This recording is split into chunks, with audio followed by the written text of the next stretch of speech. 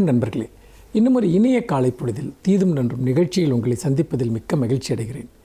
இன்றைக்கு நீங்கள் அறியாத ஆனால் உலக அளவில் கொண்டாடப்படுகிற ஒரு மிக முக்கியமான நாள் என்று சொல்லலாம். அதாவது நீங்கள் அறியாத என்று சொன்னால் பரவலாக அறியப்படாத பல முக்கியமான தினங்கள் உலக அளவில் பின்பற்றப்படுகின்றன. அதில் ஒரு தினம்தான் இன்றைய தினம். அதாவது அறிவியலில் பெண்கள் மற்றும் சிறுமிகளினுடைய பங்களிப்பு குறித்த தினம். இந்த தினம் என்பது பல விதங்களிலும் மிக மிக முக்கியத்துவம் வாய்ந்தது. ஏனென்று கேட்டால், ஒரு பாரம்பரியமான அறிவு சார்ந்த விஷயங்களில் மட்டும்தான் பெண்கள் ஈடுபடுவார்கள், பாரம்பரிய அறிவு அல்லது தொழில்நுட்பம் இவை சார்ந்துதான் ஈடுபடுவார்கள் என்ற நிலை மாற்றப்பட்டு ஒரு நூற்றாண்டிற்கு மேல் ஆகியும் கூட இன்றைக்கும் பெண்கள் அறிவியல், கணிதம், தொழில்நுட்பம் சார்ந்த துறைகளில் பெண்களினுடைய பங்களிப்பு மறுக்கப்படுகிறது, பெண்களினுடைய இடம் மறுக்கப்படுகிறது என்பதை நாம் பார்க்கிறோம். அவர்களுடைய சாதனைகள் ஆண்களினுடைய சாதனைகள் அளவுக்கு முன்னிலைப்படுத்தப்படுவதில்லை என்பதையும் பார்க்கிறோம். இன்னும் சொல்லப்போனால் நம்முடைய குடும்பங்களிலும் அல்லது கல்வி சார்ந்த அமைப்புகளிலும் கூட பெண்கள் தேர்வு செய்யக்கூடிய துறைகளை தொடர்ந்து அறிவியலுக்கு அப்பால் இருக்கக்கூடிய பல துறைகள் சார்ந்து அவர்கள் தேர்வு செய்ய வற்புறுத்தப்படுவதையும் நாம் பார்க்கிறோம். ஆனால் யதார்த்தம் என்பது வேறு. இப்போ உதாரணமாக, நீங்கள் ஒரு காலத்தில் பெண்கள் அதிகபட்சமாக படிக்கக்கூடிய தொழில்நுட்ப கல்வி என்பது, அது பார்த்தீர்கள் என்றால் ஒன்று ஏதாவது டைப்ரைட்டிங் கிளாஸுக்கு போவாங்க, இல்லைன்னா ஒரு அதிகபட்சமாக அவர்கள் செய்யக்கூடிய பணிகள் தையல் போன்ற வேலைகள், இதிலெல்லாம் பெண்கள் பெரும்பாலும் ஈடுபடுத்தப்படுவார்கள். அதிகபட்சமாக போனால் ஒரு ஆசிரியை பணிக்கு செல்வார்கள். ஆனால் இன்றைக்கு பெண்கள் விமானம் ஓட்டுகிறார்கள், இன்றைக்கு பெண்கள் மிகப்பெரிய கனரக எந்திரங்களை இயக்குகிறார்கள், இன்றைக்கு ஒரு பெரிய அளவிற்கு அறிவியல், தொழில்நுட்பம், டெக்னாலஜி சார்ந்து பொறியியல் சார்ந்த துறைகளில் மிகப்பெரிய அளவிற்கு பெண்கள் வந்துவிட்டார்கள் என்பதையும் கூட நாம் பார்க்கிறோம். இப்படி பல துறைகளில் வந்தாலுமே கூட பெண்கள் இதெல்லாம் செய்ய முடியாதவர்கள் என்பது போன்ற தோற்றம் சமூகத்தில் இருக்கிறது.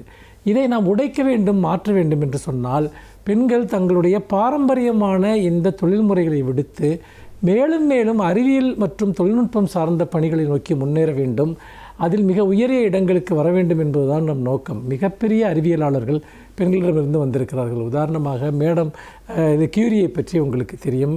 அவர் மேரி கியூரி இந்த கேன்சருக்கு அந்த கதிரியக்க சிகிச்சையை கண்டுபிடித்ததற்காக 2 முறை அவர் நோபல் பரிசு பெற்றார் என்பதை நாம் நினைவில் கொள்ள வேண்டும். அதோடு மட்டுமல்ல, உலகத்தின் பல்வேறு விதமான உயர் அறிவியல் தொழில்நுட்பம் சார்ந்து பல பெண்கள் மிகப்பெரிய சாதனைகளை படைத்திருக்கிறார்கள். இந்தியாவிலும் கூட இப்போ விண்வெளி ஆராய்ச்சியில் கல்பனா சாவ்லா போன்றவர்கள் ஒரு பெரிய உயரிய ஒரு அங்கீகாரத்தையும் ஒரு சாதனைகளையும் நிகழ்த்தினார்கள். இதையெல்லாம் நாம் ஏன் இங்கே சொல்ல வேண்டியிருக்கிறது என்று சொன்னால், பெண்கள் தொடர்ந்து அறிவியல் தொழில்நுட்பம் சார்ந்த கல்வியிலும் பணிகளிலும் தங்களை ஈடுபடுத்தி கொள்ள வேண்டும். அதற்கான ஊக்கம் அவர்களுக்கு அளிக்கப்பட வேண்டும். அப்போதுதான் ஒரு உண்மையான ஒரு சமத்துவம் என்பது எய்தப்படும்.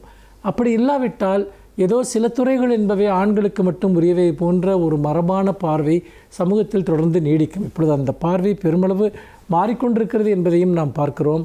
பெண்கள் பங்கேற்காத துறைகளே கிடையாது, பெண்கள் மேற்கொள்ளாத வேலைகளே கிடையாது.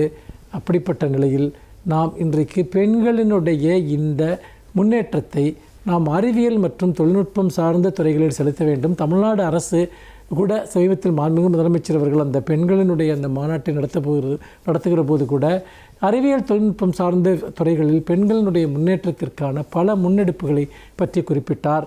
உண்மையில் பாரதி சொன்னது போல 8 அறிவேனில் ஆணுக்கு இங்கே பெண் இளைப்பிள்ளை காணென்று கும்மியடி என்று சொன்னது போல ஆண்களை விடவும் மேலான துறைகளை நோக்கி இன்றைக்கு பெண்கள் முன்னேறி கொண்டிருக்கிறார்கள். அதை நினைப்பதற்கான தினம்தான் இந்த தினம் என்பதை இங்கே நான் உறுதிபட கூறுகிறேன். மீண்டும் இன்னும் ஒரு புதிய சிந்தனையோடு உங்களை சந்திக்கிறேன். நன்றி, வணக்கம்.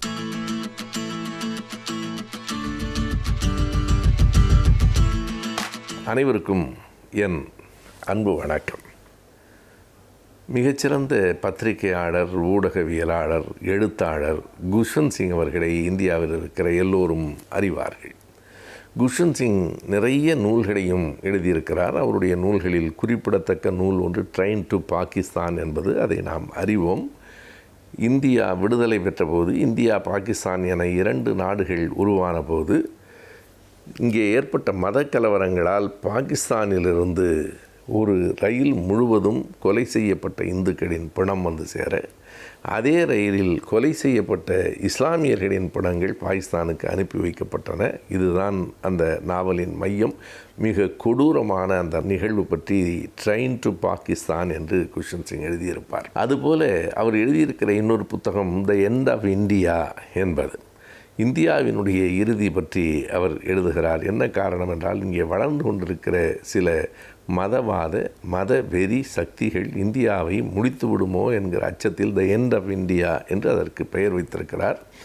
அந்த புத்தகத்தில் ஒரு முக்கியமான கட்டுரை இருக்கிறது. அவர் 1972 நவம்பர் மாதம் RSS இயக்கத்தினுடைய அன்றைய தலைவராக இருந்த கோல்வால்கரை சந்திக்க செல்கிறார். கோல்வால்கர் எழுதியிருக்கிற We Are Our Nationhood Defined என்கிற புத்தகத்தை படித்துவிட்டு இவருக்கு ஒரு கோபம் அவர் மீது இருக்கிறது.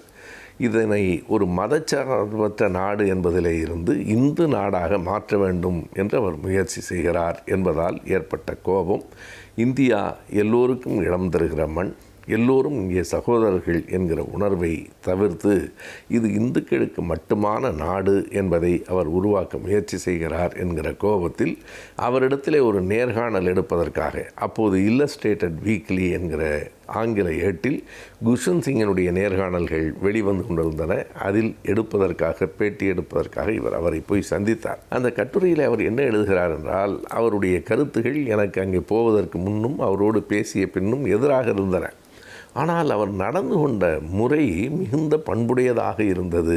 இந்த மனிதர் 2 மனிதராக இருக்கிறாரே என்று தோன்றிற்று என்கிறார். அது மட்டுமல்ல, கோல்வால்கரினுடைய தோற்றத்தை பற்றி குஷ்வந்த் சிங் எழுதுகிற போது அது மீசையும் இந்த தாடி ஒட்டியதும் ஒரு மெலிந்த உருவமும் எனக்கு அப்படியே ஒரு இந்தியாவின் ஹோசிமின் மாதிரி இருக்கிறார் என்று ஒரு ஓமை எழுதுவார். உண்மைதான், 2 பேரும் ஹோசிமின்னும் கோல்வால்கரும் குணத்தின் அடிப்படையில், கொள்கையின் அடிப்படையில் நேர் எதிரானவர்கள் என்றாலும் ஒரு தோற்றத்தில் ஒரு ஒற்றுமை உண்டு. இப்போதே நாம் 2 பேர் படத்தையும் வைத்து பார்த்தால் குஷ்வந்த் சிங்கினுடைய பார்வை சரிதான் என்று தோன்றும்.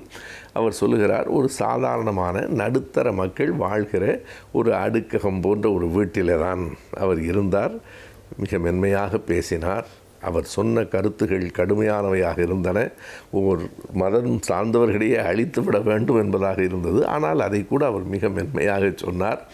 ஏன் நீங்கள் கிறிஸ்தவர்களையும் இஸ்லாமியர்களையும் எதிர்க்க வேண்டும் அல்லது இந்த நாட்டை விட்டு விரட்ட வேண்டும் என்று நினைக்கிறீர்கள் என்று கேட்டபோது அதற்கு கோல்வால்கர் சொல்லியிருக்கிறார், அப்படியெல்லாம் ஒன்றுமில்லை, நாங்கள் பகை காட்டவில்லை. அவர்கள் கிறிஸ்தவர்கள் ஏழை பிள்ளைகளுக்கு உணவு கொடுக்கிறார்கள், கல்வி கொடுக்கிறார்கள், நல்லதுதான். ஆனால் அவற்றோடு சேர்த்து மதமாற்றம் என்கிற எண்ணத்தையும் திணிக்கிறார்கள். அதைத்தான் நாங்கள் கடுமையாக எதிர்க்கிறோம் என்று கூறியிருக்கிறார். அதே போல் இஸ்லாமியர்கள் பற்றி ஏன் நீங்கள் கோபப்படுகிறீர்கள் என்று கேட்டால், இஸ்லாமியர்கள் தங்கள் நெஞ்சுக்குள் தங்களுக்கு பாகிஸ்தான் தான் தாய்நாடு என்று கருதுகிறார்கள். அவர்கள் இந்தியாவிலே வாழ்கிறார்கள், இந்திய மண்ணிலே இருக்கிறார்கள், இந்திய சுதந்திரத்தை பெற்றுக்கொண்டிருக்கிறார்கள். ஆனால் பாகிஸ்தான் தான் தங்கள் தாய்நாடு என்று நினைக்கிறார்கள். எனவே அவர்கள் மீதும் எங்களுக்கு கோபம் இருக்கிறது என்று கூறுகிறார். இவை 2மே முழு உண்மை இல்லை. ஒரு சிலருக்கு அப்படி இருக்கலாம். ஆனால் எல்லோரையும் ஒட்டுமொத்தமாக சொல்லுவது என்பது இப்படி ஒரு காரணத்தை காட்டி அந்த மதம் சார்ந்தவர்களையே அழித்து விடுகிற முயற்சி தான் என்று குஷ்வந்த் சிங் எழுதுகிறார். ஆனாலும் அவர் என்ன வியந்து பார்த்து எழுதியிருக்கிற செய்தி என்றால், இத்தனை கடுமையான செய்தியை அவரால் எப்படி இவ்வளவு மென்மையாக சொல்ல முடிகிறது என்று கூறியிருக்கிறார். அந்த பேட்டி என்பது வரலாற்றில் மிக முக்கியத்துவமானது. இப்படித்தான் RSS ஒரு வெறுப்பு அரசியலை இந்த நாட்டில் வளர்த்திருக்கிறது என்பதை அந்த நேர்காணல் நமக்கு உணர்த்துகிறது.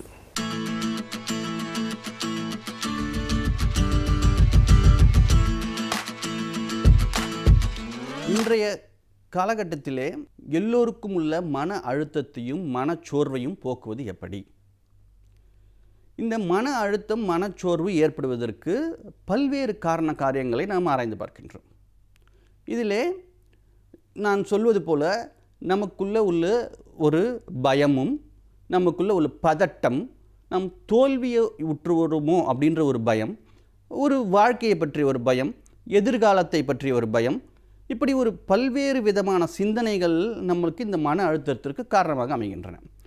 இதில் சின்ன சின்ன காரணங்கள் ஒவ்வொரு குடும்பத்திலும் ஒவ்வொரு மாணவர்களுக்கும் இதுதான் அப்படின்னு நம்ம பர்டிகுலராக சொல்ல முடியாத அளவிற்கு பல்வேறு காரண காரியங்கள் இருக்கின்றன. இதில் பொதுவாக அப்படின்னு நம்ம பார்க்கும்போது நாம் தனியாக இருக்கின்றோமோ அப்படின்ற ஒரு ஃபீலிங், இரண்டாவது நம்மை தனிமைப்படுத்தி விட்டார்களோ அப்படின்ற ஒரு ஃபீலிங், அதையும் தாண்டி நம்மை வேறுபடுத்தி பார்க்கிறார்களோ அப்படின்ற ஒரு ஃபீலிங், இரண்டாவது அதுக்கு அடுத்தபடி பார்க்கும்போது நமக்கு மட்டுமே அநீதி இழைத்து விட்டதா இந்த உலகம், இந்த சமூகம் அப்படின்ற நமக்குள்ளேயே ஒரு கேள்வி. இப்படிப்பட்ட கேள்விகள். இரண்டாவது சின்ன சின்ன குடும்ப வன்முறைகள், குடும்பத்திலே ஒவ்வொருத்துக்கு ஒருத்தர் புரிதல் இல்லாத ஒரு காரணங்கள், இந்த ஒரு சிச்சுவேஷனை எப்படி நாம் கையாள வேண்டும் என்பதை பற்றிய போதிய அறிவு இல்லாத காரணம், அறிவுன்னு சொல்ல முடியாது, அறியாமைன்னு சொல்லலாம், அறியாமை. இப்படி பல்வேறு காரணங்கள் இருக்கின்றன. இது பொதுவாக. ரெண்டாவது, குடும்பத்தில் உள்ள முக்கியமான உறுப்பினர்களுக்கு முன்னாடி இருந்த வருமானம் இப்பொழுது இருக்காது. அது ரெண்டாவது, அந்த ஒரு வீட்டிற்கு தேவையான சகல வசதிகளையும் அவனால் முன்னாடி இருந்தது போல் அவனால் அனுபவிக்க முடியாது. இரண்டாவது, குழந்தைகளுக்கு ஏன் இப்படிப்பட்ட ஒரு மன அழுத்தம் ஏற்படுகின்றது? குழந்தைகள் இந்த டிஜிட்டல் லேர்னிங், ஆன்லைன் லேர்னிங் இப்படி சொல்கிறோமே, இதையெல்லாம் நாம் எப்பொழுது கற்றுக் கொடுத்திருக்கிறோம் குழந்தைகளுக்கு? இல்லவே இல்லை. இப்பொழுது தான் புதிய சூழல். இந்த சூழலே குழந்தைகளுக்கு ஒரு மிகப்பெரிய ஒரு புதிய சூழல். இந்த சூழலிலே குழந்தைகள் தங்களை பாதுகாத்து கொள்வது எப்படி?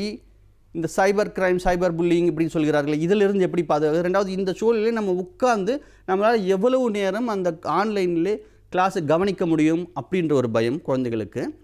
ரெண்டாவது, குழந்தைகளுக்கு இந்த ஆன்லைனில் தான் நம்ம அசஸ்மெண்ட் பண்ணுறோம், எவாலுவேஷன் பண்ணுறோம், இதெல்லாம் ஒரு குழந்தைகளுக்கு ஒரு பயம்.